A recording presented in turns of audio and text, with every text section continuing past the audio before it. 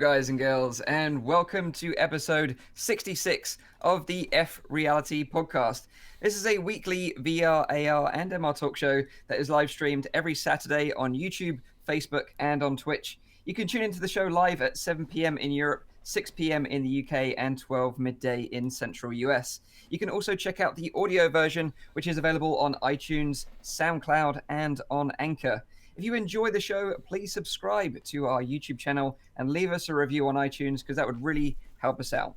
If you have any questions, comments, or feedback during the show, please put them in the chat. We'll try to answer as many questions as we can. We've made a couple of tweaks this episode, particularly around the video streaming platform that we're using. So let us know what you think in the chat. If you think the video quality has improved or you prefer it the old way, either way, we'd love to know your feedback. But if you're new to the show, let me introduce you to the team. First up, this guy loves nothing more than to take a Sunday drive around Lake Louise in his Expo, contemplating the consequences of VR. It is, of course, Zimtok5. How you doing, man? You all right? Nice pickup. Yeah, I'm good. I'm keen to see what the output of our HD upgrade actually ends up looking like. You know, seeing all your pretty faces in high def is lovely. Yeah. My end, I gotta say. So looking forward to this week's show. Yeah, everyone's in the chats like saying, "Oh, we want it back how it was. We preferred it when we didn't see everything and it was a bit blurred." It's too clear. Yeah, now we can see everything. But yeah, let us know what you think. So next up, this guy, he's multi-talented. He's a house flipper, he's a scientist, and he's a terrible flirt in virtual reality. It's, of course, Rowdy Guy. How you doing, man? You all right? I'm all right. I'm good, man. Yeah, I'm a terrible flirt in VR. I'm glad you said like in VR behind there, because, you know, in real life, ooh, I'm a catch, man. I'm a catch. Well, you've nabbed yourself a girl, so you must have done something right. Yeah, I don't know how that happened.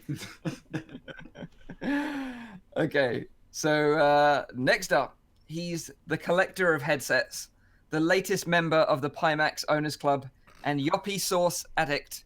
It is Nathy. How you doing, man? I'm doing fine. How do I look in HD, people? I like the beardy guy in the corner, to be honest, and I'm not talking Mike this time. No? Yeah, exactly. Yeah, he was obviously missing a beard in the house, so he had to get the little Santa Claus in the background. I do have a little. You see this? No. No. Like, with the shadows, you kind of. Oh yeah, actually a little bit. Yeah, sure we can. Yeah, of course we can see that. Thank you. Thanks for the support, guys. Really appreciate it. Nice beard. Thank you. So last but by no means least, myself, the host of the show, Mike from Virtual Reality Oasis. We've got a jam-packed episode for you today. We're going to be talking about the Game Awards, where we talk about the VR nominees and the winner from the Game Awards this week in Los Angeles. We're going to be talking about Prey in VR. After experiencing Prey, you'll never trust a household item again, as the aliens can take many, many forms. However, is it worth checking out just for the VR content alone? Well, stay tuned to find out. And then finally, we're going to be talking about the Epic Games Store, a new store for you to spend your hard-earned cash, but we will tell you why this is good for developers, content creators, and consumers alike. But first up, of course, let's find out what everyone's been up to and the highlight of the week this week. And let's start with Rowdy first to find out what he's been playing. I have not played that many games. Like the only game that I played this week was actually the Blade and Sorcery. I don't know if everyone actually checked that one out already. No. It's like one of the new like gory titles on Steam. Like you can stab people and you can't cut off heads, but I found like a little bit missing yet in the game. That's something I would still like to do, cut off someone's head.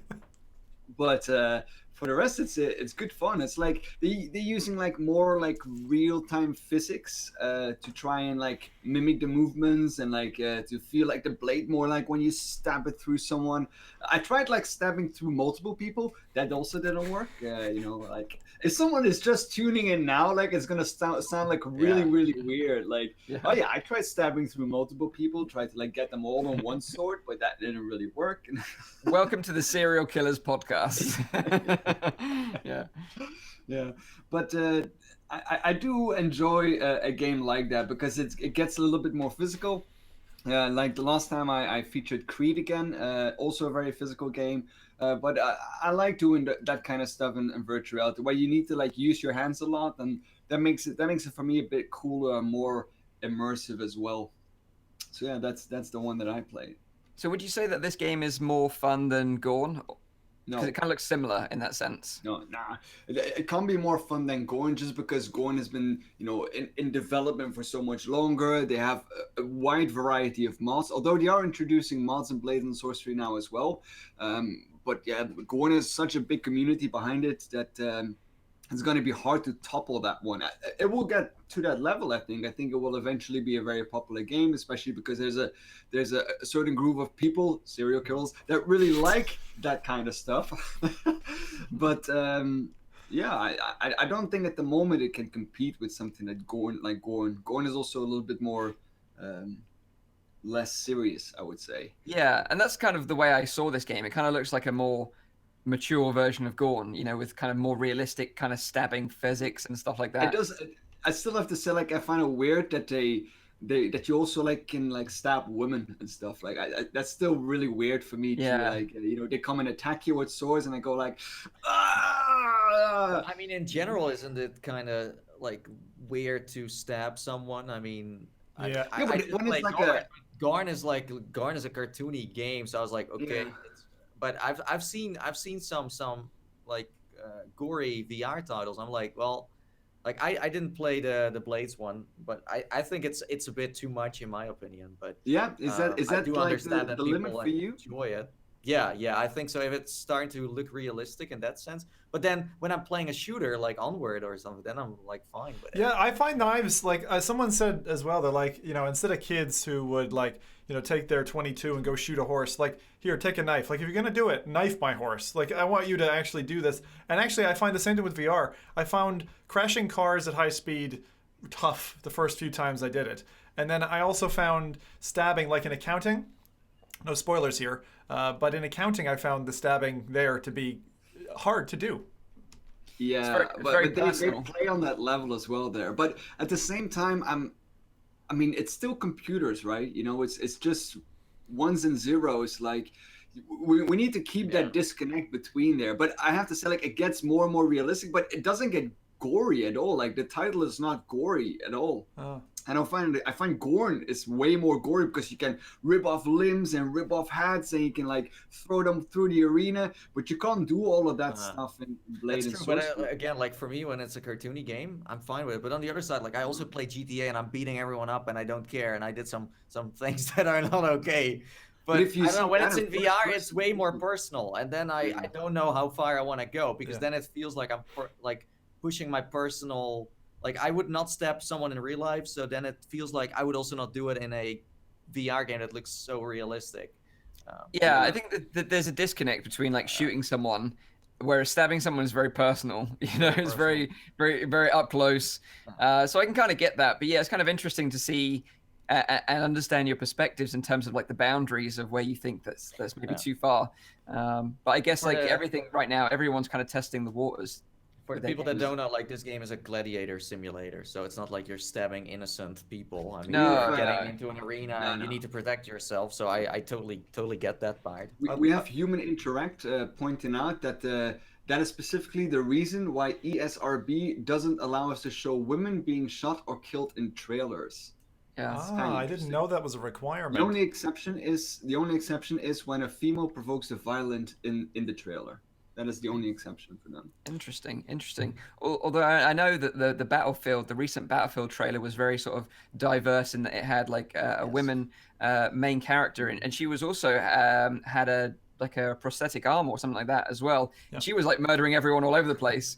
So they got around it. They got around it That's how by you get making around her, it. the antagonist. Plus, I mean, I'm playing a lot of Battlefield right now, and you can just be a woman and also shoot other women, and it's all. I don't hear anyone about it. It's just and you hear them scream in the Battlefield. I mean, the screams in Battlefield are like really intense, but wow. Yeah, you can, but maybe trailers are like a different story. I don't know. Yeah. So would you recommend this this Blades game then, Rowdy? Would you recommend checking it out? If you like that kind of like, because there's also like real blocking and like, you need to use different stances. So it doesn't get into like a more like realistic kind of feeling. If you're into that and you don't mind stabbing people, then it's a fun little game. Yeah, I have to say, like you say, the parry and the physics mechanics of actually having a sword fight with someone did actually look pretty impressive. So yeah, it'll be interesting to see where that game goes because it's in early access right now, and I take it it's going to be developed more over time. Yeah. Okay, cool. Well, let's find out what Zim's been up to this week, other than driving around in Assetto Corsa around Lake Louise. Look very nice, by the way. I love Lake Louise. It's great. It's if anyone's a player of Assetto, you have to. It's a 50-kilometer track. Huge. It's just mapped out and best place to chill. Community made as well, right? Community made. Yeah, community made. It's the only paid track that I host, but it's just gorgeous. You pay $1 and get it. But the developer kind of came live. He's still working on a slightly tuned version of it as well. So this week for me was actually very much popular game week, I'd say. I played a lot of Beat Saber with my family, and I saw my wife for the first time on PSVR play Angel Voices, and through she would get a certain way through. She's playing on hard, and you get a certain way through, and then do another chunk. And we were doing this all live, and it was really, really good to just. I mean, you can almost, and this is the best thing about VR, is you can enjoy watching even more than playing sometimes. And this was absolutely that for me. Like just watching her struggle on and kind of get through 6 or 7 different iterations until she was almost, pancaked on the floor, but got through Angel Voices. And for me, Angel Voices is like the track for Beat Saber. It's my favorite all time. And I just love the flow of the blocks and all that. So that's what she played. And then I played this title that I downloaded, I can't remember, maybe a year ago. And I don't know if any of you have played it, but it was the PSVR teaser for We Happy Few, which is Jack Live VR. So the thing that really surprised me is this thing was free, and it was just a free download, but the amount of content, the kind of short thing that you do, you have a little interview with Jack, who's one of the he's the lead antagonist in the opposition of this city, and you've got Joy, these happy pills and all that. But the amount of dry English humor stroke, just fecked up, twisted, videos along with beautiful sound, the way they were recorded, the way they were acted, the detail you see in the face. Even if you're sat in an environment, you're sat in this archive. The first bit is really short, and it's 10 minutes and kind of what you'd expect. It's kind of small interactions with this character over a screen, something like what you'd see in Abduction. And then the second thing is called the archives, and you have 2 reams of tapes. And you actually have to play through these movies, which is just on a screen in front of you, but you're kind of in this archive hall, so it's a VR environment with a 2D screen in front of you. And that must just be taken from the game. And it's soundtrack, and it's video from the game, and it's all these things. So even if you don't ever go and play We Happy Few, I would estimate there's probably 3-4 hours of watchable content there. And for a free title, a lot of it's really, really well done. It's kind of like listening or watching to some kind of indie English radio from the 40s or something. It's good. So if you haven't tried it and you're running out of things to play for and your wallet's a bit tight and you got a PSVR, check out We Happy Few. It's a freebie. Nice. So what made you go and check that out now that it's been out for a little while? Have you been playing the Pancake game as well, or? No. I very rarely touch 2D games, although this week I I did have to play FTL because I've got such an itch for From Other Suns, and it's not working for me at the moment. So anyway, but I haven't played the main game. This definitely would be, I would say, successful in inundating me in the culture of the game and the environment and joy and all this kind of like propaganda that the game pushes on you, enough to sell me on the 2D game. So I don't know what platforms it's on, but it looks really awesome. I think it's pretty much available on everything, PC, Xbox One, PS4 as well. Yeah. But you mentioned FTL, and I know this is a VR show, but I just want to mention something quickly because it will tack into the Game Awards, which I'll be talking about later on. But there was an indie game that was nominated for a Game Award. It's called Into the Breach. It's made by the same developers that did FTL, and I've been checking that out, and that's really cool as well. So if you like real-time strategy stuff, that's another one worth checking out. And also on that, actually, Into the Breach, because we're going to touch on this, I think, a little bit later, but Subnautica just brought on Ben Prunty, who was the soundtrack lead from FTL, to do Subnautica Below Zero, which is their new upcoming standalone expansion pack. Yeah. So I know we've got a little bit more news a bit later on, but definitely from a VR perspective, they're all kind of intertwined. And Into the Breach I will definitely be playing as well, because that looks amazing. It's very cool. It's very cool. So what about you then, Nathy? What have you been playing this week, dude? Well, first of all, let me tell you what the chat has been playing. Sure. So, first of all, Michael Fletcher has just finished Moss. Oh yeah, He says, awesome game. beautiful, beautiful. Then we have Jamie who plays Thumper on the Go and Moss on Rift. Nice. Then we have, let me check, Watauk who says, have a cold, so no VR, have been blowing stuff up in Just Cause 4. And then Gamertag VR has been playing Gungrave VR Loaded Coffin Edition. I've never heard of that, but it sounds pretty badass. Yeah. Rush VR, Red Fellow serial Mercury, killer. and he played, Rowdy, your favorite game, Prison Boss VR. Have you already played the PlayStation I have version, not by the yet. way? I have No? not. What? I have not yet Whoa. done it. No. Call yourself a We prison already boss. have a key for I've the been game. busy. Oh yeah, that's true. Why are you Yeah. showing us your hands and saying I've been busy? What was that? You know what I mean. Oh, I know what you mean. But anyway, like I don't want to really highlight what I've been playing this week, but I want to highlight something else.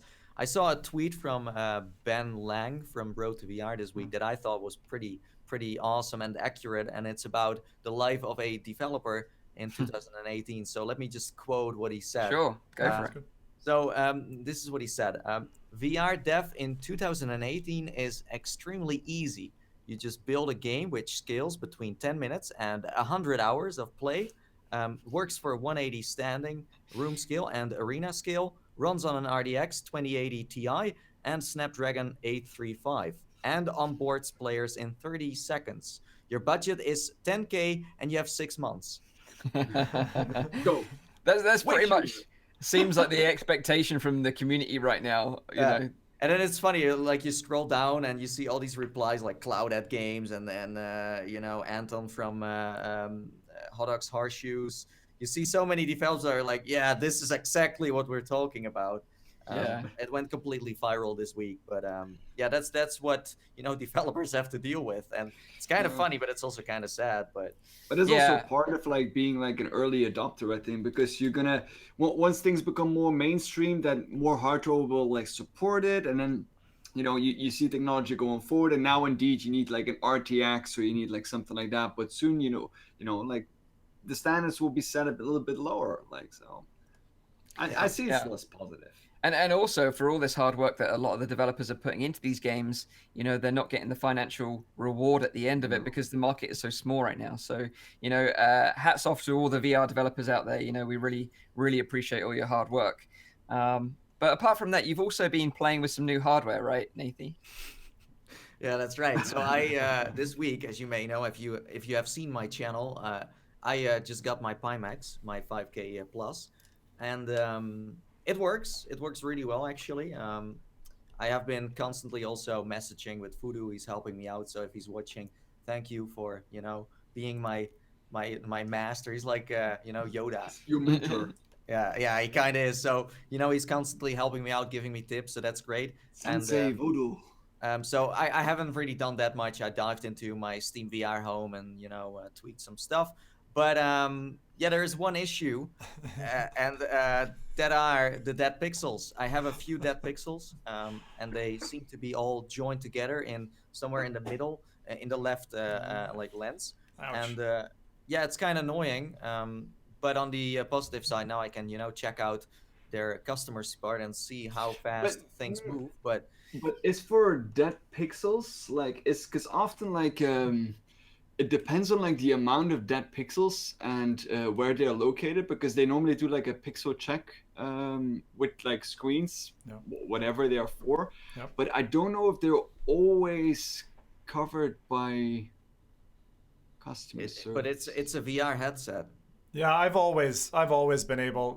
We had an Oculus Go that we purchased, which just had like 1 or 2 always on pixels, and there was no hassle returning. But I've heard, I mean, across the years on Reddit, these issues happening. But typically, if it's in your face all the time on a VR headset, I see there's no quibbles there. I mean, like, if it was somewhere in my, somewhere in the corner, fine, But this one is like, it's almost like it's your aim in a game, where you're like, oh, I can actually use this to also. But I have. You should be happy they didn't charge you for that then. No, that's true. But we still have like to an find aimbot. out. Yeah. Yeah, that's what like I did that back in the days on my monitor, putting like a dot on my, so it's kind of handy in a way. But as I said before, the rest works fine. I haven't really ran into many issues. But it's to be fair, it's the bigger you make your lenses, the larger the risk on like a dead pixel. So well, the interesting part is I removed the lens and tried to clean it. Like back in the DK1 days, I sometimes had some dirt in there. I was like, what is that? But you for some reason you can't first of all get to the screen, because behind the lens is a glass like little wall, and then behind that is the display. So there's like some glass there, and you can't remove that. I mean, Fudo said like, just try. I'm like, well, I'm not that, let's not try that. But I think like I looked closer at it when I removed the lens, and I could really see it was like, there was something damaged on the display. But don't worry, I have more. Let me show you. Bye, Nathy. Bye. See you later. More Pimaxes? An extra one, and wait for it. Oh my god. So for the audio listeners, to fill up the emptiness. No, that's horrible. so he's got 2 additional ones. So he's got 2 additional Pimaxes there. And giveaway. Yeah. Well, funny part is I wanted to give at least 1 away or 2, but now I actually need one of those 2, because one of them is another 5K plus, so hopefully that one is fine. Okay. And then the other one is an 8K plus or an 8K. But yeah, I don't know. We'll see. But on one side, I'm like, it sucks to have this dead pixel, but on the other side, it's of course super interesting to see how the customer support work, how they treat you as a Pimax user. So and I don't think everyone has the opportunity to test that. So I will see what they say. I will see what they how they respond. You should let your brother do it then. Don't use your own name. He will. He will. I don't really have time to email everyone about that kind of stuff, but I think it's kind of rare though. Like I've been looking it up and see how many people had this issue with at least their Pimax. Not many people ran into like dead pixels.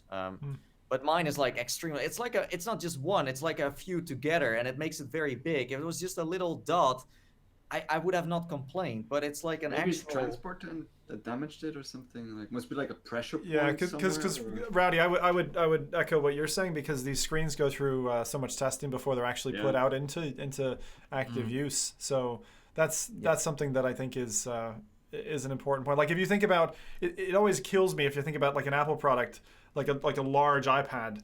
Like they literally bin something like 20 screens to make the one that they sell you, and it does just like the X that factor, it just keeps going up and up and up. The more screens they have to bin for one like production unit, it's crazy. Yeah. But that wasn't the only piece of hardware that managed to self-implode this week for you, because you're reminding me of when I burned my Go. But Yeah, last week my Go also, I don't know what happened to that.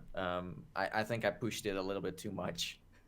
Well, according to your tweet, you were pushing the boost clocks in virtual desktop, playing a game, streaming it to your headset, and charging it all at the same time. The boost clock. That's why. And that just killed the device for me. Wait, what is that? I was able to make a video. It's an overclock. It's a software overclock that virtual desktop allows you to do to push it so that when you're recording, you're not losing frames out of the app, and it works brilliantly. I've used it for that. Yeah, but just to kind of make things clear, there's nothing wrong with virtual desktop. I also think this boost thing has, it's not dangerous at all. You just need to know that I've been recording for like 4 hours straight, trying to get the best video ever, and that just killed the whole thing. Yeah. So that's it. But yeah, my Go is now like that, and I will bury it with the other headsets that I once killed, and my controllers as well. So I have a little graveyard in my garden now. Yeah. Like little, here lies Oculus Go. You should put the dates on there as well. That'd be hilarious. That'd be hilarious. Yeah, but we'll see. Hopefully I will be able to get a new one because I really enjoy, playing with the Go. And recently it has been hyped up again as well, with Ellen. We're soon going to talk about that. But, it's great to play with it. So I'm already missing it a little bit. I'm like, it's kind of sad because it's my first Go, and it's like, why is it already now? A friend of mine has one now too, and she absolutely loves it. Like she uses it almost every day. It's great. It's great. It's just so accessible. It's an awesome little headset. Cool. So let's talk about what I played this week, and that is Starship Commander is what I want to talk about. I got to play this originally back at OC5 on Zim's recommendation. He sort of checked out the demo, and he was like, "Hey, Mike," he sort of bumped into me on the show floor, and was like, "You got to check this out." And the developer, who he may still be in the chat, Alex from Human Interact, was giving sort of impromptu demos on his laptop, and of his new game Starship Commander, which is coming to arcades next week. And the interesting thing about this experience is that it's completely voice controlled. So it's a space adventure where you can talk directly to the characters in game, and they've kind of implemented this kind of branching dialogue system that, depending on what you say and what commands you issue, it kind of changes the narrative of the experience, which is really interesting. So you kind of start off in a hangar and you talk to Captain Pearson, who kind of gives you a mission briefing, and then you can ask a question. So like, tell me about yourself, or tell me about the mission, or tell me about your ship. Are you single? And are you single? You can say that you love her, and she'll respond to that as well. So they've obviously catered for these kind of nice dialogue strings, which is really wait. What else did you try to ask her? I didn't try. No. You're not gonna tell me that you didn't try anything funny. It didn't. Not that I could put in a video. Put it that way. But it was a really cool experience. It's maybe like 15 minutes long. It's quite sort of story driven. Takes you into like an alien spy facility that you infiltrate, and then you blow it up and escape. And it's a lot of fun. And by the end of it, I was like, this is really cool. And I just kind of wanted more of this kind of like narrative driven, voice controlled adventure. I definitely had a lot of fun with it. But this is just coming to arcades, so you can only check this out at your local VR arcade from next week. You can check on their website whereabouts it is. They're sort of dotted around the States mainly. But it kind of just got me thinking. Not in Europe or the UK yet, but I'm sure they're going to be sort of aiming for that, I'm sure. I had to laugh at that, Mike. Your local VR arcade in Scotland, that's London. Yeah. Yeah, exactly. It's like... Not really a thing over here in the UK or in Europe really that much. Not so much. But I like this kind of whole idea of a voice-controlled adventure. And I know that I want to give a shout out to Don, VR Gamer Dude, because he plays a lot of Bridge Crew, Star Trek Bridge Crew.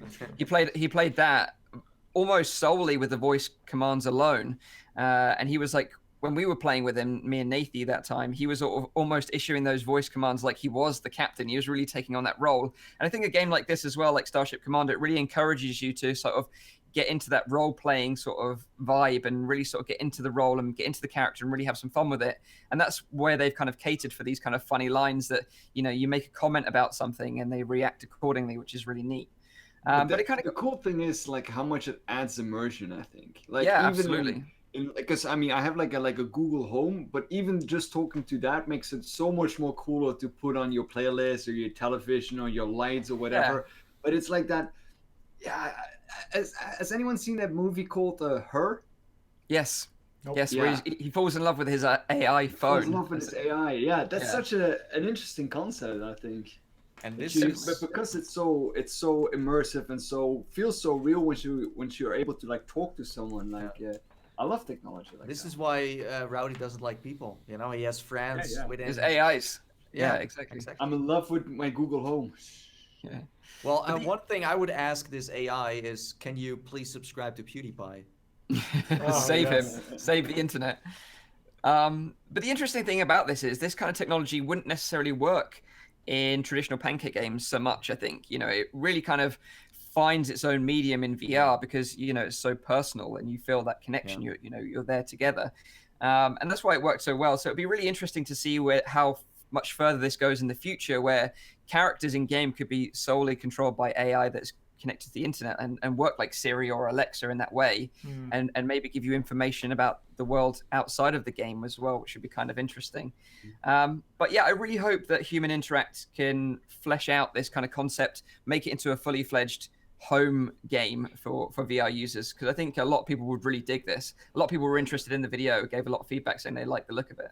It Also, by the really way, tickled me. Sorry, go ahead, Roddy. Alexander is in the chat as well, and he's saying that that they kept a log of everything that you asked. He's putting it in the chat right now. I have to say, like, you have quite some inspiration. Like, Mike exposed. Yeah. Imagine. no, I'm joking. I was just gonna say that for me, like, there's not that many unique game ideas that feel so like it's like you find a diamond in the rough, and coming across something, especially on a show floor, when you're like, wow, I've not come across a game style that's like this before. Not even like a 2D game have I tried, because you could do the same model for a pancake game. You could. Where you're driving by a tree of verbal commands that it understands. And I really only think that now for us, domestic buyers, that technology has kind of gotten to the point. I mean, Windows 95 days, this would have never happened. But now you have that technology, and it's smooth enough of an experience to be convincing. It's only going to get better, obviously. And as Rowdy said, there's so many different companies now driving down this route, trying to have the best AI, that it's kind of funny to say it, but it's not probably going to be too long before someone does fall in love with their Starship Commander. So, But that's a cool concept. No, don't you think that's yeah. It reminds me a little bit of like Become Human, Detroit, the game. Like it's an interesting kind of like dilemma that we'll soon have to face. Yeah. There's another movie that when you were describing the one that you were talking about, which sounded like which was Her. I don't know if I'm getting the name of this right. Deus Ex Machina. Yeah. If you've not seen that one has a different kind of ending. I won't. Ex Machina, I think it's called. Ex Machina. That's it. Because I'm thinking of course, the game. Yeah. Yeah, absolutely. Yeah, that's I can't remember her first name. Viglander is her surname, I believe. The actress that plays that role. But yeah, she does a fantastic job in that, playing that AI. It reminds me a little bit of like my first course at university in biology was a course on evolution, and the teacher, he started with like explaining what consciousness is and how to define consciousness. He had this like elaborate definition, and then he was like finished with his definition. Then he countered his own definition by just saying like something else, like you can actually just counter it. But then the question of like when is something conscious and when is it not, there's something that we just can't answer at this moment. When is something alive and when is something not? Like, it's a very hard question to answer. So, but like, I don't want to get like metaphysical here, but it's very. But like you say, that game, Become Human, tackled those issues in a really nice way, and raise these questions, and how humanity will sort of like face this kind of like, AI uprising. Essentially, it is very interesting indeed. Well, hopefully we will see more of these kind of arcade titles where you can do voice control. One that I really enjoyed, but it's like an old one, and kind of works but also kind of doesn't, is like Gary the Gull. Oh, I never tried that one. I remember you talking about that one a while ago. It's kind of funny. I mean, Yeah. That's so it's much. this girl on a beach, and like the story just plays in front of you. It's kind of scripted, but the first time you don't realize that. But that one is also great. But you kind of need to sometimes scream in your like Vive or Rift, trying to tell it what you want to say. You know. That's hilarious. Yeah, it's great. I remember you mentioning it before, and I kept on meaning to try it, but I haven't tried it yet. It's but I short, really Mike. should. You'd eat it in 5 minutes. There's a crab in that I particularly hate, and I wish I could stomp on it. But other than that, I agree with Nate. There aren't many. There aren't many that have done with the voice command thing. You know. No, but I think they did a really good job on it, and I look forward to more from them in the future. But one other thing I want to mention before we move on to some quick news is that I took your advice from last week and actually went out and bought some PSVR Move controllers. Wow. And I also bought, because I know you guys have been nagging me for so long, Resident Evil 7 on the PSVR as well. So I finally got it, and I am actually planning to do something with it. Maybe I might do a stream or something like that sometime soon. You haven't tried it yet? Haven't tried it yet, no. It's very but festive. I will. I want to do it like Perfect. first time on stream or record a video or something. Everyone put your hands together for Mike in the chat. Yeah, thank you. Are you gonna use your heartbeat? Yes, I was planning to do that as well. Yeah, add that into it, which would be really nice. It'd be little great mix. when you flatline. Yeah, I should put my phone number or sort of like this is dial this number in case of emergency. I remember when Resident Evil launched on the PlayStation VR, someone posted a picture of like sitting in the dark in his living room on a bucket, and like, okay, I'm gonna play it now. It's so fun. Yeah, I'm ready. Yeah. You should get the candle, though, Mike. There is a companion candle that you buy. Yeah. You sit it in the back. Oh, it's you light scented. it. Yes. It is a scented candle. Smells like rotting flesh or whatever, and just gives you the kind of flavor. Now, whether or not candles and VR are safe, but probably you would want someone to be watching the candle so you don't just wake up to flames. Yeah, turn into that meme. It's fine. Yeah. But annoyingly, it's like the local CEX were listening to the show because they jacked up the prices of the Move controllers the day that I went to buy them. So they went up from 20 quid each to 25 quid each. Because they were saying that because it's Christmas, everything PSVR related was going up in price. So I was like, brilliant. But it was still a steal for 50 quid for the pair of them. So it was a good recommendation on your behalf to go and pick them up. But let's jump into some quick news this week then. And let's start off with the Oculus Quest potential launch around Facebook F8. So this week we had an announcement from Facebook that F8, the sort of yearly conference that Facebook hosts every year, will be taking place in San Jose from the 30th of April to the 1st of May in 2019. And this coincides with the spring 2019 sort of window that they stated that the Quest was going to launch in, that they told us at OC5. And this is exactly what happened with the Oculus Go this year. They launched it during F8 and they opened up the pre-orders so you can buy your Go from there. And I think they'll likely do the same with the Quest next year. But the interesting thing is, like this year, when everyone went to F8 and saw the announcement of the Go and the launch, everyone got a Go for free. So I wonder if everyone will get a Quest for free next year if they attend this sort of event. Might be worth a little cheeky flight to San Jose to join in the fun. I don't know. And then sign up for like 4 or 5 people, Yeah, just get a bucket load. Flip those bad boys on eBay. Just sitting there like, okay, just announce it. I'm just going to put it in there. I'm going to go back and, Just bring like a big bag. Yeah. So I think it's probably likely that that's when the Quest is going to launch. So at least we've kind of got a date in our minds now that we can kind of aim for. But it really doesn't feel like that long away now. December, it's December already. It's like almost Christmas. I can't believe this year has just absolutely flown by. So I'm sure the next few months will fly by as well. But it kind of does seem that right now, especially on the Oculus store, that it seems a bit barren for sort of, full sort of AAA polished Rift games. And I sort of get the feeling that all these developers are sort of beavering away in the background to get their game ready for the Quest launch. So it's going to be a really interesting time come spring next year, I think. There's an interesting point, just because we're in the holiday season now. I don't believe, Steam obviously has the ability where you can buy Steam gift cards or whatever. You can get, Steam credit for somebody as a gift. Does Oculus Home on either the Go or on Rift have anything like that? It's a really good question. And the only time I've ever seen a gift card from Oculus is the ones they gave us for attending OC5, which was very kind of them. But yeah, I'm not sure about that. Well, I because think it'd be a perfect little gift. I think if you start looking for that on the internet, you can buy some fake ones for sure. so beware. Yeah, I mean, you can buy everything on the internet, even that it doesn't exist. But as far as I know, you don't have gift cards. There's a redeem code feature, but that's just if a dev decides to give you a Exactly. a game key. But there is no feature on home for gift stuff. Nice little recommendation there, Oculus. If you're listening, maybe some gift cards. You've got a little market there for Christmas. We are happy to test them out for you.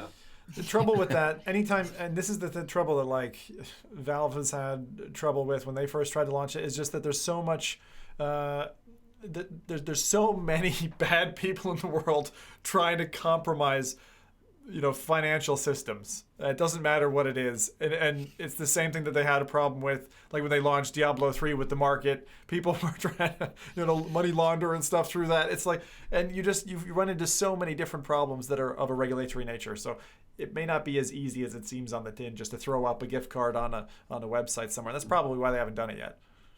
I didn't think of that yet, but that's indeed a good reason. Yeah. So while we're talking about Oculus, let's talk about Ellen DeGeneres, because she's been giving away Oculus Go headsets to her audience on the Ellen DeGeneres show this week, which is pretty crazy. It was really fun, and we're probably going to play this clip for you in the background right now. But basically, during her show, she's doing like 12 days of Christmas, and she's hosting loads of different giveaways of different products of various different companies. But it was really great to see a VR headset being thrown into the mix.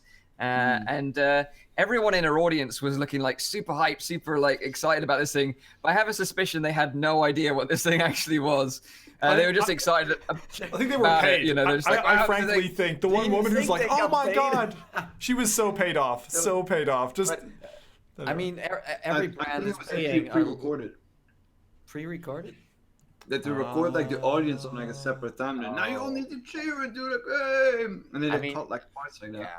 But the thing is, like, all these brands pay, big money to be in this show because everyone wants to be featured there. But the funny part is, if you look at the clip, at like the end of the clip where they talk about the Go, there's this gnome guy. He wants to grab one of the Go's to kind of put it on for a second, but Ellen is like, no, like this is, that's not display only. yes, but he should, because then you like still, it's like you put it there. I'm like, you just let him put it on for a second and just do something funny.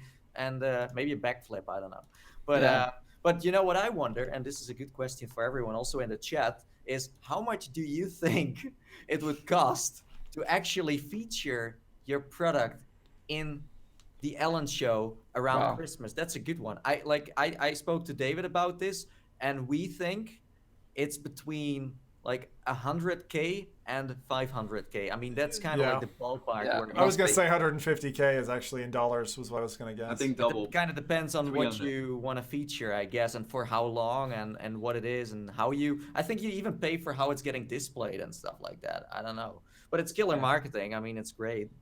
Yeah, and the thing is, like, not only did they get one, they actually got two each. Every audience member got two each, and they reckon that there must have been about 400 people or something like that in the audience. So they gave 800 Oculus Go's away. Jelly, I wish I got two, man. Seriously. Yeah, exactly. You don't even have one right now. I have an Oculus Gone right now. That's what. Yeah, exactly. It's so nice though. Like when you have a pair like that, and you can sit down together, and you can just play like on a couch side by side. And we talked about this before. That's my wife exactly and I, the reason why they did it. Like playing Blaze Rush or something. That's the thing. Because that's what they sell the social. Facebook Because wants. when you do it together, right? When you're there. And then one of you flies off to California to go pick up a Quest or something, and then you're doing it remotely as well. Like it really sells the social aspect of VR. There's not so many titles, but the ones that you do connect in, like you, Nathan and Mike, you guys have played a lot of the just like kind of the core application set that Oculus has. Even if you're just playing, I don't know, Othello or one of those games, it's still a compelling social experience. Yeah.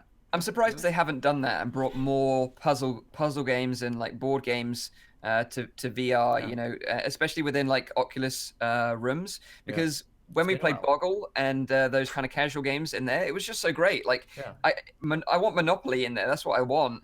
And then I'd be in there for hours. But after Boggle, has there been any update to that? No. I think that was the only thing, and that was like a few weeks after Oculus Go came out. Especially because like it was Hasbro. It was with Hasbro, and they make loads of board games. So I thought it was great, hanging out in Oculus rooms. Except for Colonies of Catan, there have not been that many board games in virtual reality, have there? Yes, there's a desktop one which is It basically simulates all board I games, know which one you mean. card games. I can't remember what it's called, but there's a desktop one where you can play a whole bunch of things. It's not a super pretty looking game, but I have to say Catan.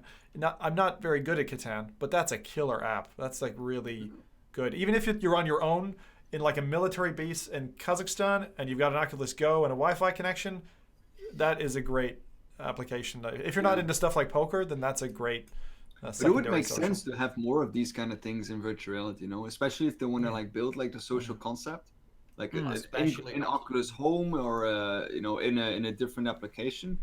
It would be kind of neat, Yeah. The cool thing about this like whole giveaway by Ellen is that she's got a huge following that's very sort of mainstream media. She's got a huge YouTube channel, and it's just nice pushing VR into the spotlight like that and getting more people aware of it. I recently went to the cinema this week and saw Wreck-It Ralph Breaks the Internet, which is an awesome movie if you want to go and check out a movie over the holidays. But there were ads at the beginning showing PSVR as well. And it's kind of like during those moments where you see adverts like that and you see stuff like this with Ellen giving away these VR headsets, you start to realize that, VR is starting to creep into the mainstream a little bit, and I definitely welcome the fact that it's, being pushed into the spotlight a bit more. Because when you talk to people outside of our little bubble, you do really realize that not very many people are aware of what VR is and how it can benefit them, really. Yeah. That's why it's great to have us as friends, right? Wow. I don't know about that. All right, By the way, Ellen's it on the was, next program. Yeah. Anyway, my choice is it limited. was Anyway, it was called Mike is Tabletop gonna... Simulator, by the way. Tabletop Simulator, that's the one. But the thing that I was going to say about this is, and I played like 20 years hardcore of like Magic the Gathering, one of the largest collectible card games, big into that. And the one thing that I always didn't like, I always loved the physicality of cards and collecting and all that. And there are some games like High Voltage Software did Dragonfront, which is an excellent card game. There's a few others like that. But if you could get a game like that where you had a quote-unquote virtualized physical collection, you don't have the waste, because the waste of like the wrappers on every, if you ever saw a tournament for one of these collectible card games, the amount of waste is ridiculous, and that's hitting a landfill somewhere. So like seeing this digitization, I think helps the planet and helps people also connect socially. I'd love for Blizzard to port Hearthstone over to a Go or something like that. Yeah. That'd be freaking amazing.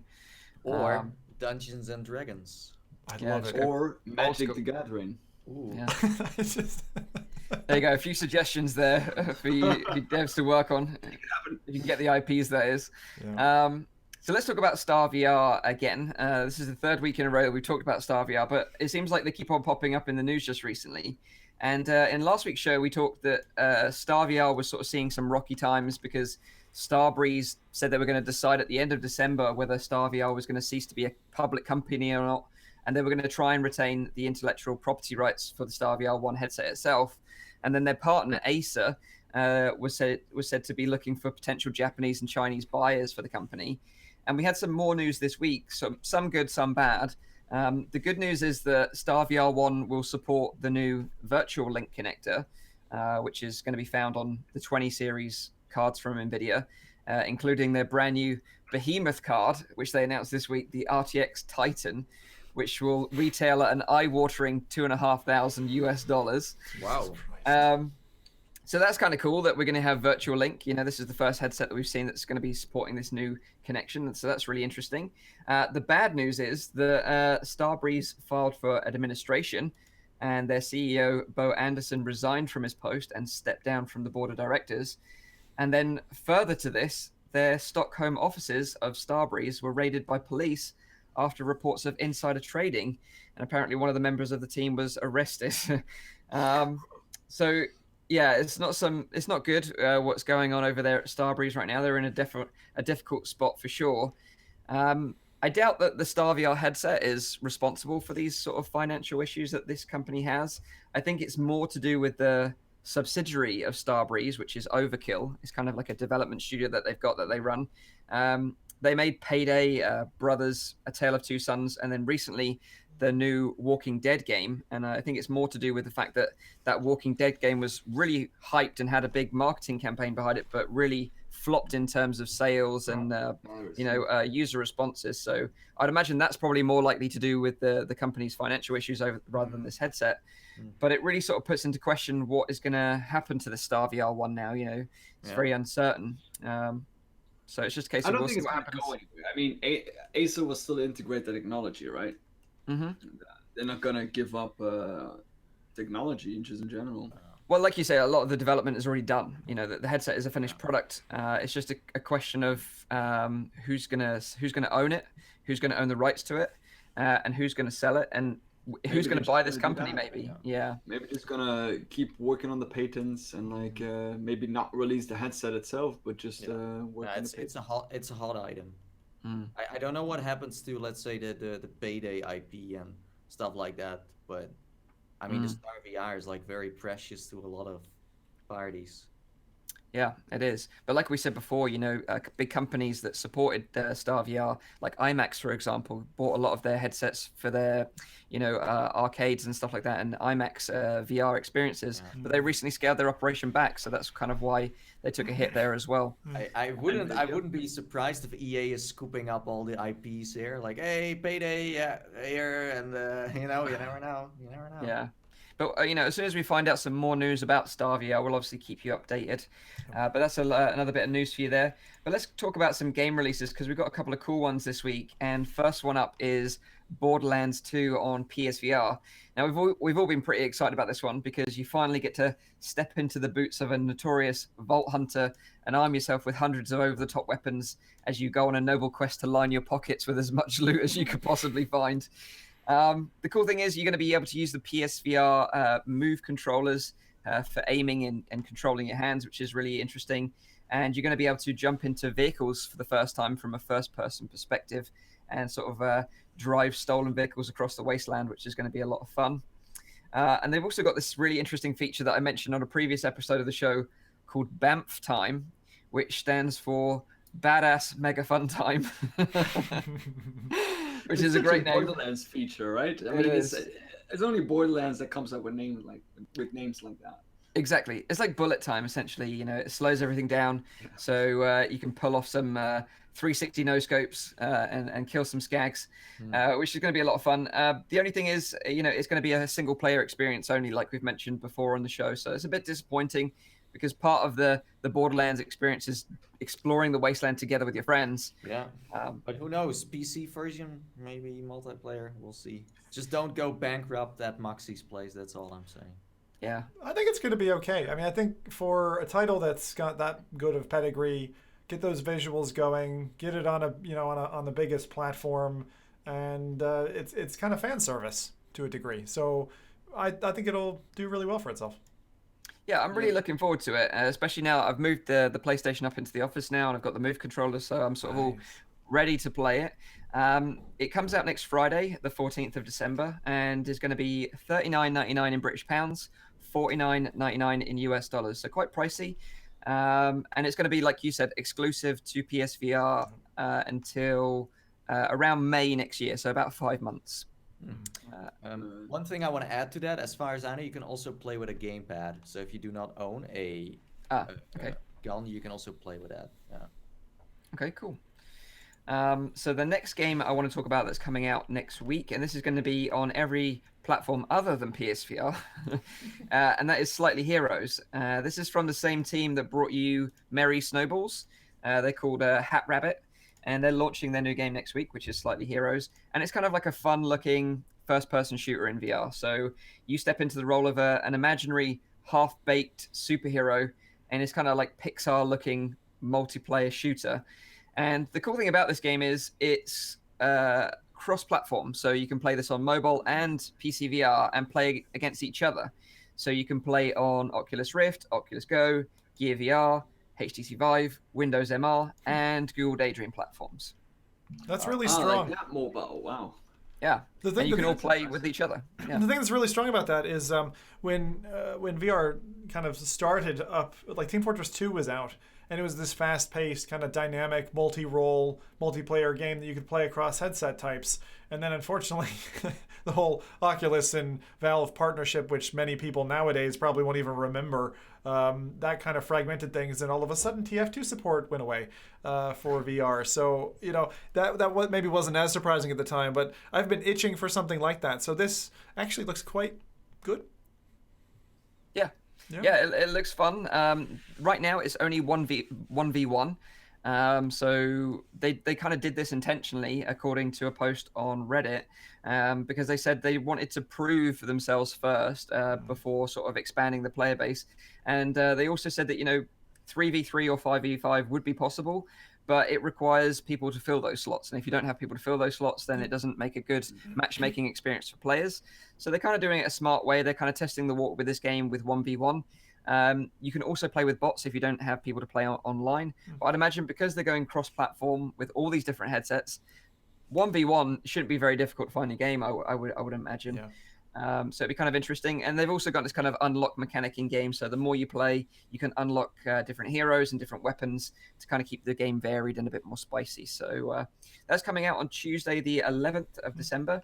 And I think it's going to be available for the very cheap price of $4.99 in US dollars. Good. So, and I think that's going to be across the board.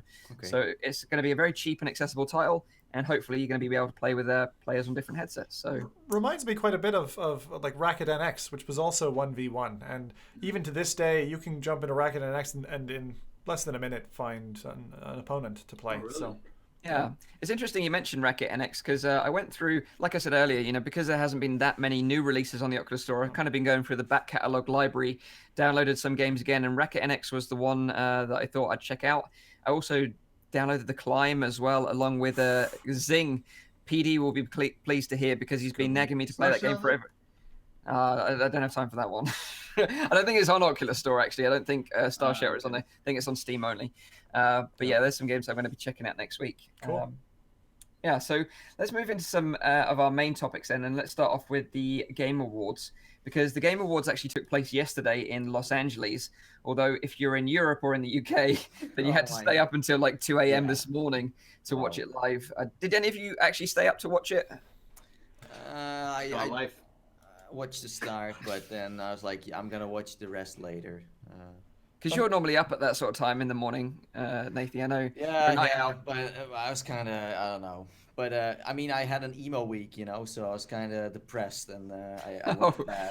Oh, no, we need everyone to give like Nathan a virtual hug in the chat. Everyone is trying to make me a little bit emo, like, you buy Max and Oculus Go, it's not a best week, I'm like, I feel the same as always. I mean, happens, But I did watch the whole thing today. Oh, you did? Yeah. Yeah. I cheated. I cheated and I went to Google like hours after and I'm like, results, and it just gives you this beautiful little summary of all the categories, all the games. You just tab across. I was like, got that information in 30 seconds. That was nice and tidy. Yeah. Although a lot of people was a Beat Saber. Yeah, exactly. Like, well, these are the nominees. So, like, you kind of like, bolted before the horse got out of the stable there, Rowdy. But, but yeah, the nominees were obviously Beat Saber, Firewall, Astrobot, Moss, and Tetris Effect. And like Rowdy said, Astrobot was the winner of the show. And like you say, I think really Beat Saber was the title that deserved it in terms of like the VR game of the year, really. And then spoiler alert, that was all the VR for you. Yeah. There was nothing else in terms of VR. And No. we spoke last week, on the podcast about this alien VR game. Like, we were extremely hyped, and it's still happening as far as I know. There's a studio working on it, but there was no news on that on the show itself, right? Last year, there was I don't think there was that much VR, but they did announce, a vacation simulator, and I think they announced another VR game. But this year there was not even VR advertisement. PlayStation was doing a lot of advertisement, and also Nintendo. But no VR at all. But gaming was there, so I was kind of like, are you trying to also show the streaming side of the Rift and stuff like that? But they didn't really touch on that, so I don't know. In the chat they're saying Ace Vogel said that Astrobot won, but how it was presented, there was no trailer and nothing, just there. Here's the list. Astrobot won. Next. Yeah, this is a the real thing I shame. was gonna say though, like I think we made this point maybe last year when we were talking about the same thing. It's just because of the timing of Beat Saber landing on PSVR so close to this event. Because had it launched even 2 months earlier, no doubt you would have had a wave of people voting in that direction, because this is influenced by audience vote, right? The Game Awards. Yeah, So- and it's a good point, because all of these games are on PSVR. We didn't we didn't get any like PC VR exclusive titles in there, so it really goes to show that the audience that were voting for these games, like you say, are probably all console gamers, and they had more time with Astrobot than they did with Beat Saber. That's probably right. That's what I attribute it. I chalk it up to that, because if you ran this even a month later, I think Beat Saber would have taken it. But that's why I find it strange, because you have Beat Saber on all platforms, and Astrobot is only on PSVR. That I still find it strange that, of course, it's due to the time difference, but it's strange that then Beat Saber didn't pop out when you combine all of them together. Yeah, exactly. And the thing is, like, don't get me wrong, like, I love Astrobot. I think it's one of the best VR. It's not only the best VR platformer out there, but I think it's probably one of the best platformers, full stop, that I've played in a long, long time. It's that good. But yeah, I really think that Beat Saber has done more for the VR industry, than Astrobot has. And plus, I mean, this is an award show where they also get funded by different companies. I mean, I also saw the Content Creator Award happening, and they were all streaming Fortnite. They were all streaming on Twitch. I haven't seen anyone being an actual YouTuber. So there is some, where you're like, okay, this lineup is kind of odd. And responding to the fact that he just named them, and then there was a winner and no one came on stage. I saw a video from I think it was Angry Joe. He was talking about the years of the Game Awards evolving from 2009 was like the first one, I think. That's like a long time ago. I didn't even know it was like around for that long. But he said that back in those days they had like 5 awards for like different music things, and they didn't have like an award for fighting games. So the fact that there is actually an award now for VR is already pretty special, Yeah. It's just that they should have not called it AR and VR award, because there was no AR to this whole thing. Plus, who's gonna put like all AR titles and VR ones together and then try to award something? I feel a little bad, because we've kind of Beat Sabered Astrobot a little bit now, and I just want to retract that with a family story from earlier this morning playing Beat Saber with my daughter.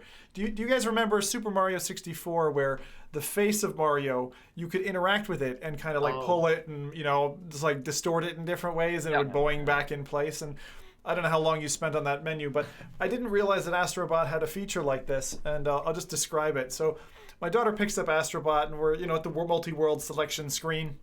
You got Astro, or whatever his name is, is floating beside you, and she takes the little gamepad and she gives him a good old whack on the head, and he floats off and he comes back again, and she proceeds to spend 20 minutes whacking this guy in different directions and like, get away from me, and all that kind of stuff. So anyway, Astrobot does have a lot of cool features, including that physics-based whack Astro sim at the very beginning. And I don't want to take anything away from Astrobot. It's a great title. But I think Beat Saber in general has done more for VR than any other title out there has. Yeah, it's but so accessible. But the people that voted are just voting on what they like the know. most in terms of playing. So I mean, Astrobot, maybe you had a overall a more fun experience. They didn't vote like okay, it did well for VR, was a system seller. I mean, that's how we vote, obviously. Okay, this deserves because it really pushed it. But those, just. But I think Zim hit the nail on the head. You can't vote for something that you haven't tried, and a lot of people haven't tried Beat Saber by the time that they voted already for Astrobot. That's where it ends. Good point. It's a really good point. If you're interested, the game that won Game of the Year award was God of War on PS4. Okay. That was the game where you feature, right, Mike? You feature in that. Yes. My father, Kratos. It's a hard guy. Honestly, in general, your boy. But in general, Game Awards were great. I mean, there were so many also new games like indies that we have never heard of before. So I think there are a lot of exciting pancake titles. Sorry, PD, coming as well. Yeah, that's exactly, I mentioned Into the Breach at the beginning of the show, and I'd never heard of that game until it was mentioned there, and I picked it up on Steam. So yeah, it's great for that as well, getting some exposure for the smaller titles for sure. All right, boy, continue. You can be my boy if you like, Rowdy. You can be the little one. I've got the beard for it. Even the chat is saying that. Read it, boy. If we ever do a cosplay show, I'll either come as Kratos or I'll come as Max Payne Hawaiian shirt edition. Yeah. Oh yeah. But let's talk about some big games then, and that is Prey, Typhon Hunter, which is coming to VR next week. And before I jump into sort of the details of Prey in VR, I just want to know, did you ever play the game Prey, the Pancake Edition of it? Any of you guys played it? I'll be honest. When I saw this queued up, and I didn't play Prey, I was like, Mike, so typoed this. This is definitely Typhoon Hunter. And I went and I searched around the web, and oh, feck, it is. What the feck is a Typhon? Typhon Hunter, yeah. I don't know, to be honest. Does anyone know? Chat, please. I thought it was like some kind of like tornado Alien? type. No. Because I think I don't know why, but... And this is the thing. Like, I haven't played the game, so I don't know. But correct me if I'm wrong in the chat. I believe the aliens are called mimics. Oh, that makes sense. Yeah. So, but I don't know if a Typhon is another alien race or part of the mimic race. I have no idea. I don't know the game either, but the name Mimic, I do remember that. Yeah, and they're called mimics because, like I mentioned at the very beginning when I introduced the game, that the aliens kind of take the forms of inanimate objects around. Here. We have Short Power 24 saying on Twitch that a mimic is an alien species in Prey. Typhon is an alien species in Prey, and mimic is a type of Typhon. Oh. Ah, okay. Thank you very much for clearing that up. Yeah, we really appreciate that. Oh. So it's like prop hunt, Gary's Mod prop hunt with a good storyline. Yeah, absolutely. Prop hunt. That's what I was trying to think of. Yeah. But you actually played the game, right, Nathan? I played the Pancake one, and I also played the VR experience. Now I don't know if there's more to it. I mean, I think I played the whole thing at E3. Right. But so the VR version or the VR experience of Prey is, well, basically like some kind of puzzle room. Yeah, like an escape puzzle title, and then you have to find all kinds of objects and put them together and kind of get things activated. But I'm not sure if there was more. It didn't say coming soon to me or something. It was just it ended there. Yeah. And so you weren't playing with guns or anything, right? Just your hands. That's a cool trailer. That trailer was so... I think this is the thing because, Prey, if you're not aware of this game, it was developed by Arcane Studios, published by Bethesda, launched back in May 2017, but got a DLC update this year called Moon Crash DLC, and that's basically what this VR component will be part of. And it's launching next week on Tuesday, the 11th of December. And basically what you'll get if you sort of buy Prey and the Moon Crash DLC is that you'll get a VR experience called TranStar, which is the room escape sort of game that Nathy played. Yeah. And it's basically set before the events of the original game Prey, and it puts you in the shoes of various TranStar employees. You have to solve puzzles in some of the most memorable locations on Talos 1, which is like the kind of space station. And each map will have its own unique story and objective. So maybe you only played one of the maps, maybe there'll be more, but I don't know for sure because the details on the VR modes are really scarce, actually, even from Bethesda themselves. So it was really difficult to kind of really understand what's going on here because there is more confusion added to this because with the DLC and the game, if you buy them both, on the 11th, you'll unlock the VR experience, which is this room escape. You'll also have like a museum that you can walk around in VR to see some of the characters and the assets from the game. Yep. And the thing is, the update to the DLC is called Typhon Hunter, which is the multiplayer element, which a lot of people have been really excited about. But the problem is the VR part of Typhon Hunter won't be enabled until early 2019. So if you buy Prey now and the Moon Crash DLC, next week on the 11th, all you'll be able to do is this room escape experience and the museum. You won't be able to play the full game in VR or anything like that. It's just this room escape thing, and then you'll have to wait until early next year to jump into the multiplayer in VR. Right. So wait. So what is coming in 2019 is basically you can play with the rest. The multiplayer, the Pancake players can play with the VR players together, multiplayer, but the single player is still a pancake version, so you can't Yes. play that in VR. No. Very confusing. I was I was even confused at E3. I was like, I Yeah. spoke and I was like, okay, so what did I just play? Like compared to what you actually play in the full game, it's Yeah. total different.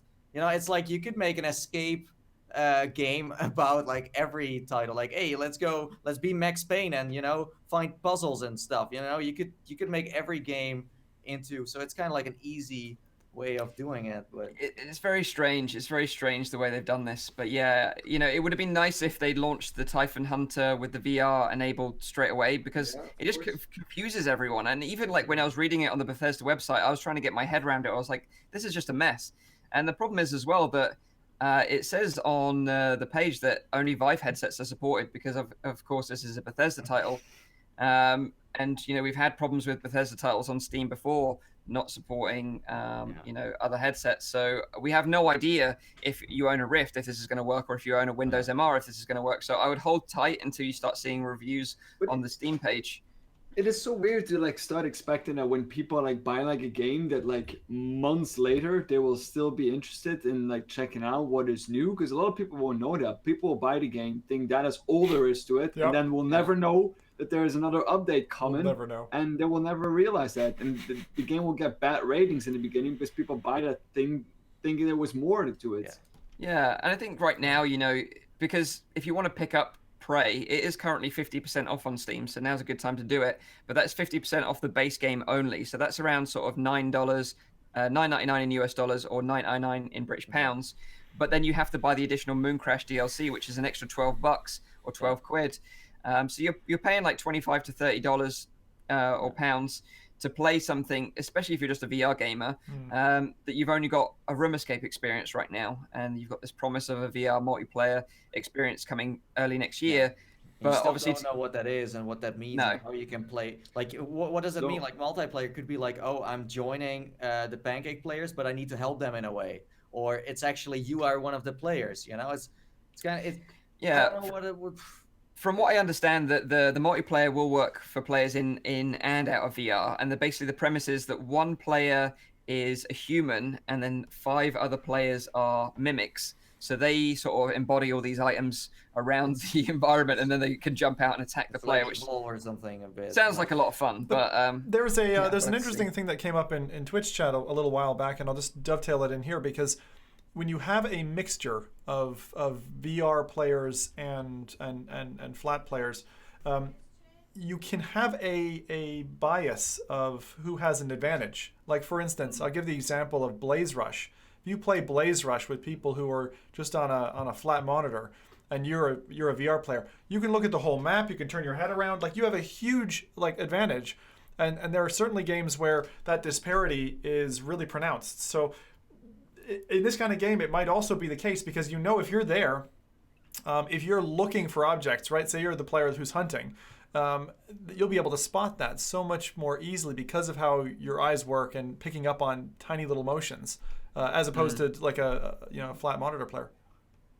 yeah, that's an interesting point for sure. Like in the end, I think I don't know why they waited for so long, because when I played it at E3, it was already around, and it's the same for the Wolfenstein experience. Like where is it? I mean, Wolfenstein is out for I don't know 2 years now, I think almost.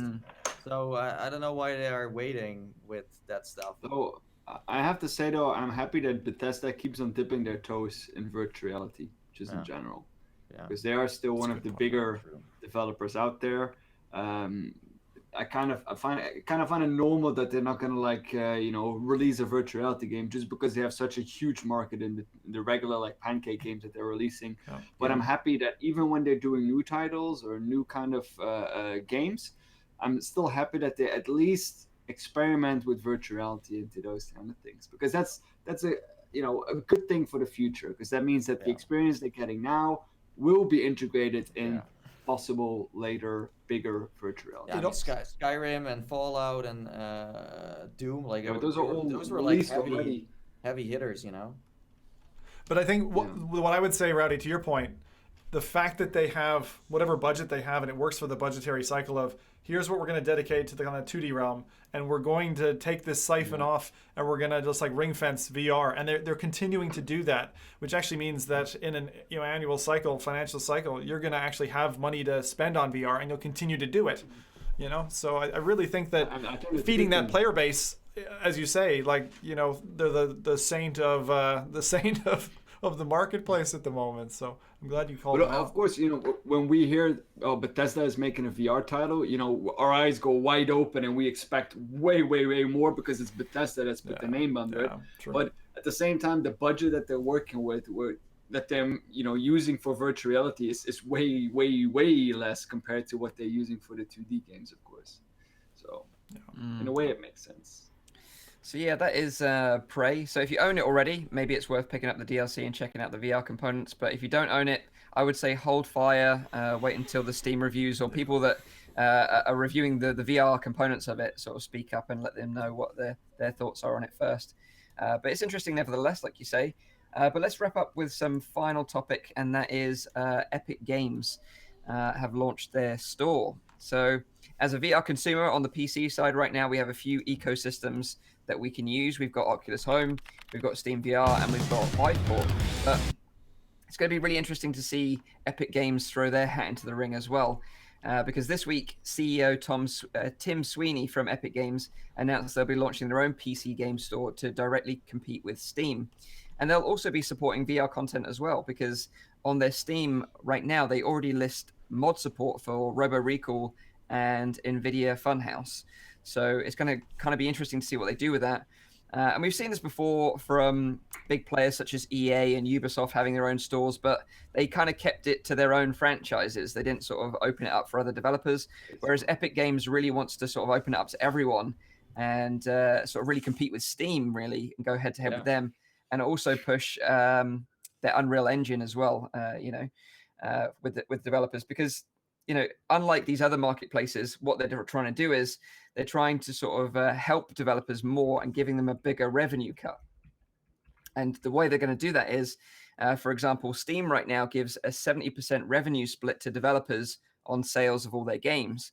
But what Epic are planning on doing is giving developers an 88% revenue split on their games. So developers are going to be earning more money, which kind of makes it more interesting for them to come over to their platform. And then, like we saw at the Game Awards, some games are even going to launch exclusively on the Epic Games Store as well. So kind of interesting what they're doing there. I got to put my own spin on this a little bit because, the way you mentioned it, I mean, they're obviously not doing this out of the goodness of their hearts. They're looking at a marketplace and saying, how do you take a behemoth like Steam and cut their legs out from under them?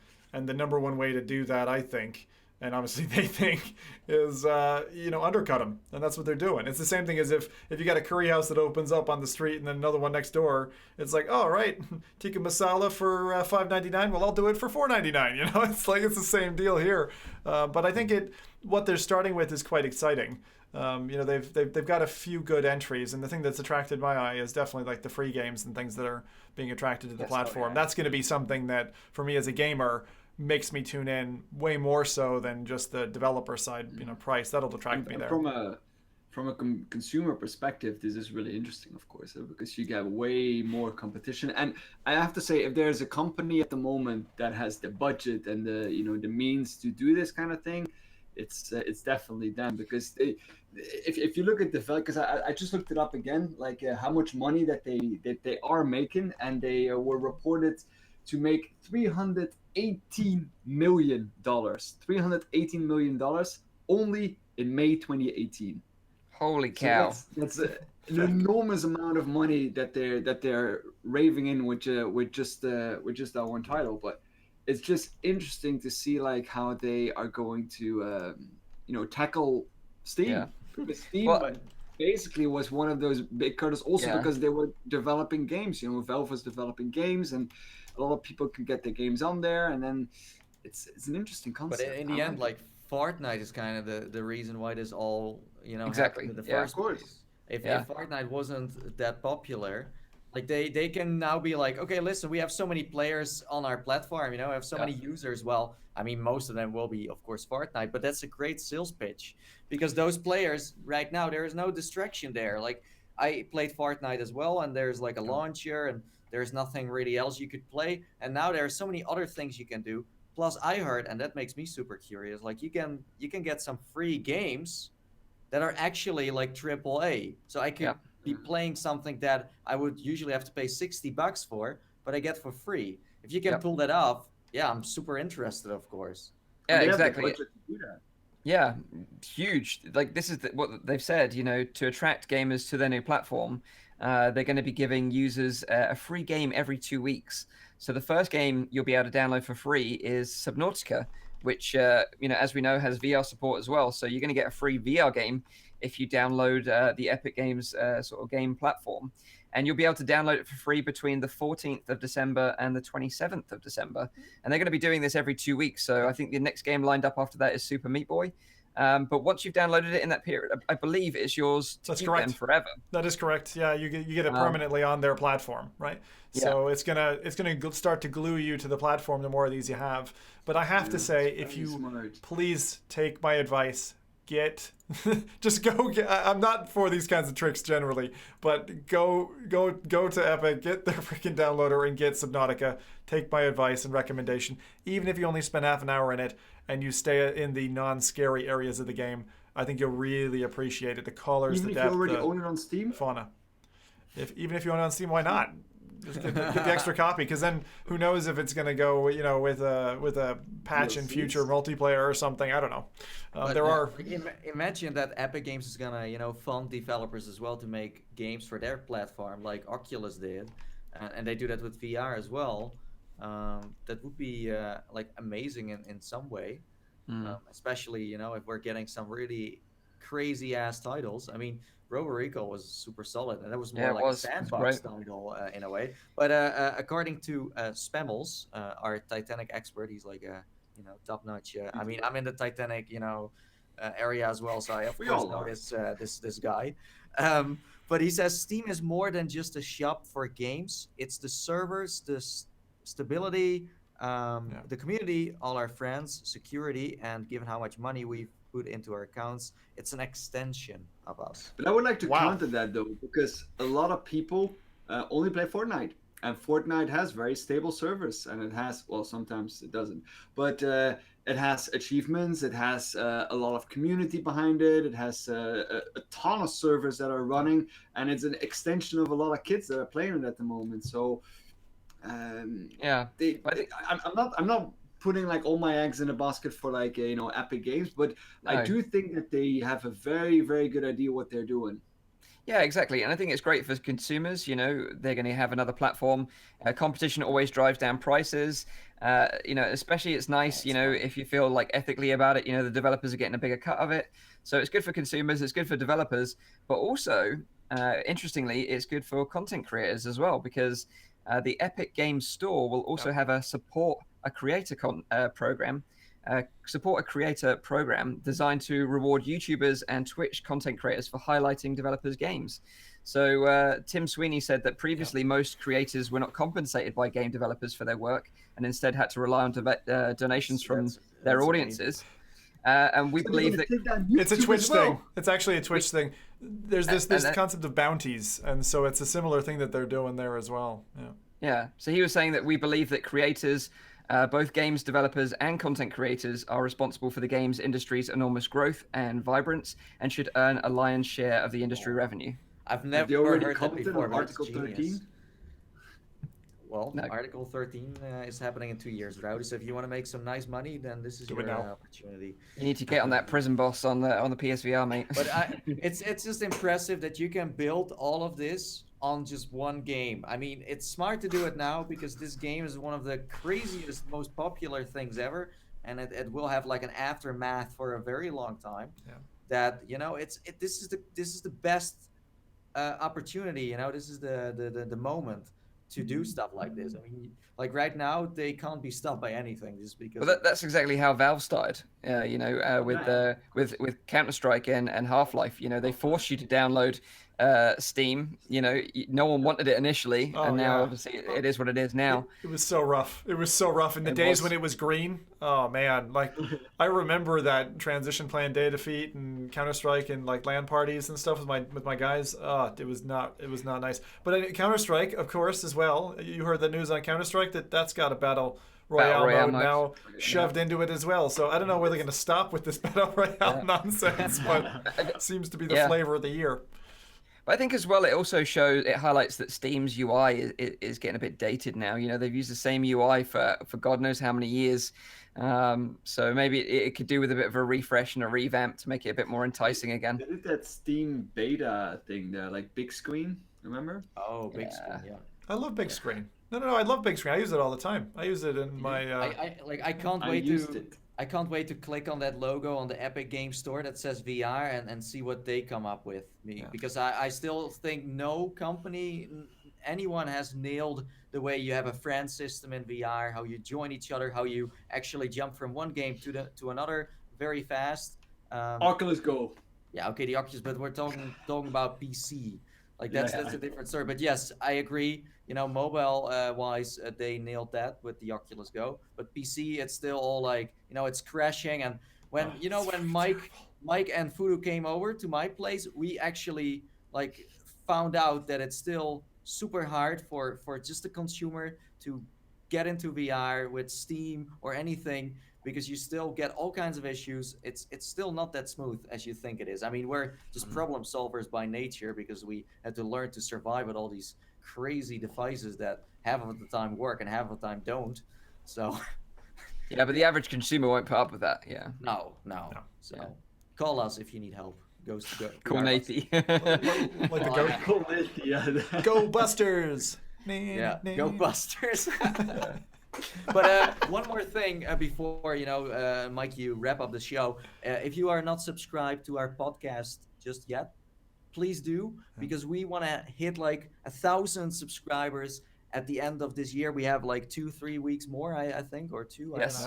I don't know. So if you have friends that are interested in VR, or you want to introduce them to VR, and you think our podcast is amazing, then tell them about it. And before you know it, we have 1,000 subs. So please show even if you don't like our podcast, be sure to subscribe. Okay. And let all your friends know that we do a podcast. Yeah.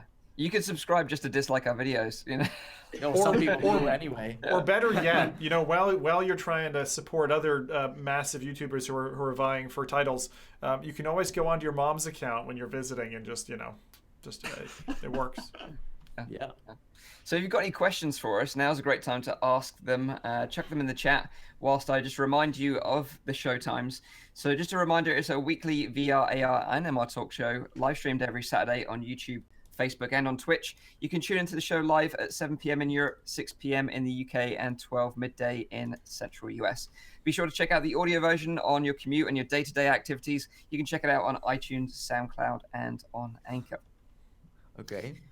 So Martin Risby wants us to give us, we should give him our sexiest look directly into the camera. All right. Because it's HD now, so you can see it way better.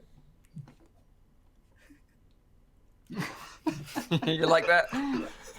Okay.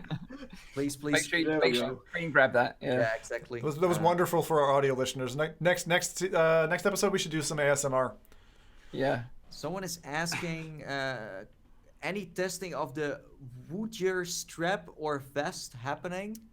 Oh, I do know what they're talking about. It's a Kickstarter campaign, like a bit like the Sub Pack, in that it pumps audio through you.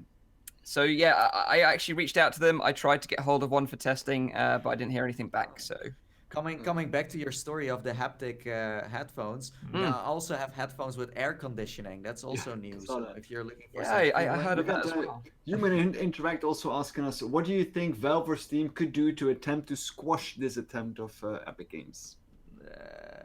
It's hard. I think they're already doing one thing that we talk about community. Like we already can see Steam going after Discord, which I think is kind of an interesting push to kind of take on community. Because I think if you can be the hub from where people meet their friends and control that you can then inject the store. Although like Discord going the store route, I mean, hands up guys, anyone ever bought a game on Discord?